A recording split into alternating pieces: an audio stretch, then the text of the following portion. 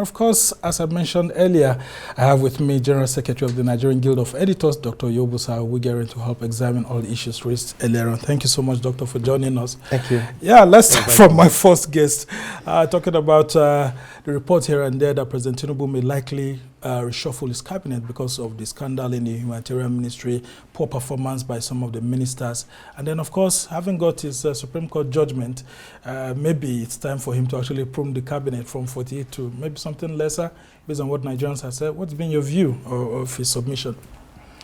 Well, I would not be surprised if tomorrow the president announced cabinet reshuffle, because from day one he made that clearly to his cabinet members that he was going to assess them almost on a daily basis, and those who could not perform, those who could not meet the standard, will be eased out. So if there are plans by the president to reshuffle his cabinet, I would not be surprised. Don't forget, perhaps because of the reality in our Nigerian politics today, after the election, of course, the Supreme Court announced that he won the elections. The INEC also, declared him as winner of that elections, which means that he's gotten the political legitimacy and the legal legitimacy. But if you look at the election, you will discover that the combination of Peter Obi, for example, and Atiku, showed that he didn't quite get the enough vote. Majority of Nigerians. Yes, for him, majority of Nigerians rejected him. Yeah. To actually have that wide legitimacy.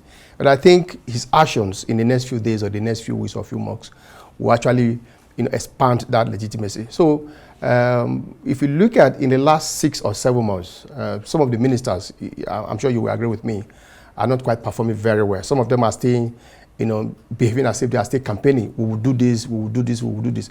Nigerians are dying patient. They are running out of patience. They want to see. Yeah, but if the budget is just being passed right now, would you be blaming the ministers? Because, the budget was just passed and it's just about to be implemented fully.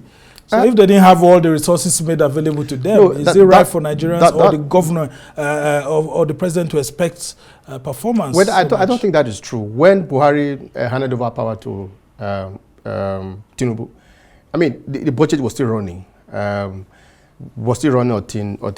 last. Talking of the government's own last budget. December. Yeah. It doesn't matter. Government is continuous. So even if you are having a new budget for this year, they were handing over power in May 29 last year. So the budget was still running. So one would have expected that they would do things, that will impress Nigerians. But like I said, it's not too late. But I want to believe that some of the ministers from the performance so far, do not seem to understand their mandate or what they were appointed to do. So I won't be surprised if those ministers are eased out from the system. Okay, very quickly before we go to the next topic, do you think that President Tinubu is already consolidating his grip on power after having got the Supreme Court judgment, and with all the sack here and there, bank executives being removed, boards being removed? Is he now sitting down from this 2024 to start exercising his full presidential powers? I believe that right from day one, from May 29, Tinubu actually had a grip of the system. If you know Tinubu very well, he's the most politically conscious president that we have ever elected since 1999. So you understand the system very well. Even though he said he was going to hit the ground running, some people believe that he actually got the ground running from day one, even though there were certain things that were not right. So I think on a daily basis is getting bolder and bolder in terms of policies, pronouncement, and program. So all right, what we are saying is the outcome of what you want to do. All right, and we'll go to my second guest, Adora Yechere, who actually has authored this book, and very controversial book, right from the topic and then down to how women are trying to look for their own space in Nigeria's politics, and how the theatrics in politics can scare some women away, actually.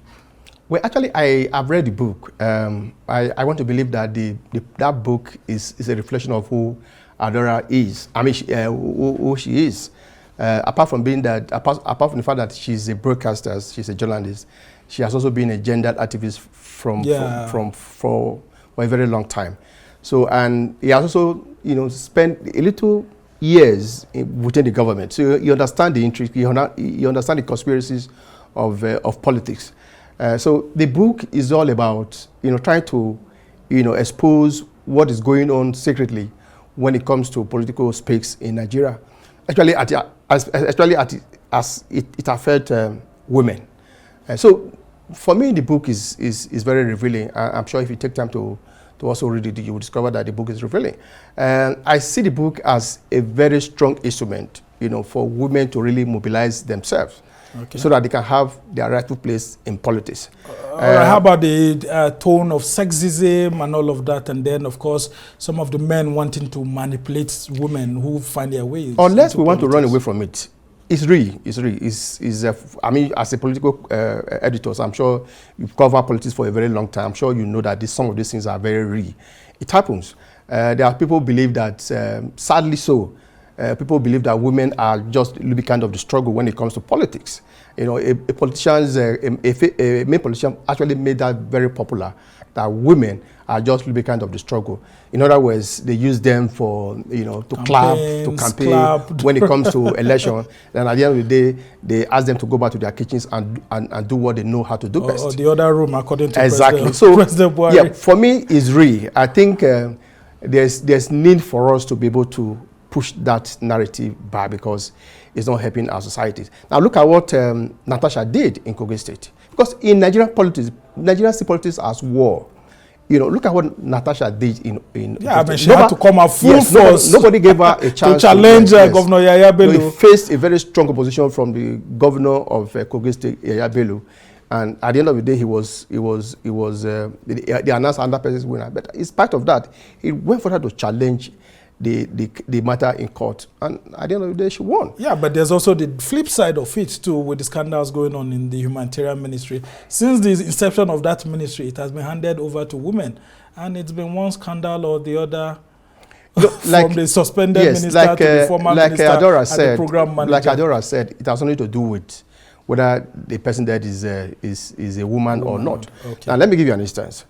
When you have a very dirty system, because what's happening in humanitarian ministries is a systemic failure. Okay. Because even if you put a set there in that position, there's possibility that that person will also run into trouble. All right. Because I expect that the bureaucracies who should understand the system will be able to guide the politicians when they come. But they failed better Edu, because they could not really guide her on what to do.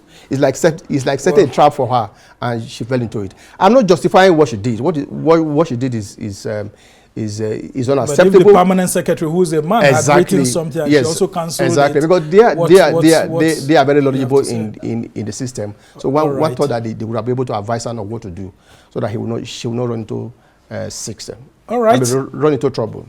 We must thank you so much, Dr. Iyobosa Uwugiaren. It's the General Secretary of the Nigerian Guild of Editors. Thank you so much for helping us to understand all that's ongoing there. And then he's also the Nation's Capital Editor for This Day newspaper, our sister publication. We must thank you so much for coming on the program. Well, that's how it's been for this edition of Arise Prime Time. Do join us again tomorrow. From me and the entire team here in Abuja, goodbye and thank you for watching. I'm Somna Sambu.